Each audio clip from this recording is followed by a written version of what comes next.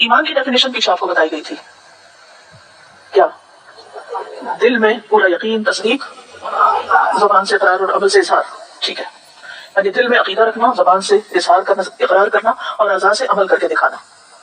تو ایمان میں نیت، قول اور عمل سب کچھ شامل ہے. تو جو انسان دل سے تصدیق کرے لیکن زبان سے نہ بولے اور نہ عمل کرے، تو اس کا معاملہ جیسے ابو طالب کا معاملہ تھا. وہ دل سے یقین کرتے تھے یہ سچا دین ہے، لیکن زبان سے اقرار نہیں کیا اور نہ ہی اس کے مطابق عمل کیا.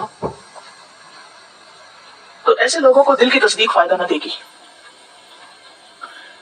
اسی طرح صرف زبان سے اقرار بھی کافی نہیں کہ انسان صرف بولتا رہے اور اندر سے وہ مومن نہ ہو، جیسے یہ منافق ہیں، ان کا حال ہے. اسی طرح وہ لوگ جو دل سے بھی یقین کریں اور زبان سے بھی بولیں لیکن عمل میں اظہار نہ کریں، یہ تیسری کیٹیگری ہے. ایسے لوگوں کی جانتے ہیں، ان کو بہت عام ہے یہ، جو دل میں یقین پکا ہے کہ اللہ ہے، آخرت ہے، حساب کتاب ہونا ہے، سب کچھ بول کے بھی کہتے ہیں لیکن ان کا عمل اس کے مطابق نہیں.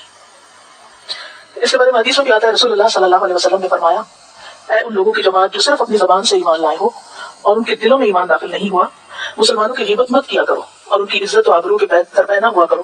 اس لیے کہ جو کسی کی عزت کے درپے ہوتا ہے، یعنی کسی کی عزت خراب کرتا ہے، اللہ اس کی عزت کے درپے ہو جاتا ہے، اور اللہ جس کی عزت کے درپے ہو جائے تو اس کو اس کے گھر میں ہی رسوا کر دیتا ہے، یعنی اس کی شامت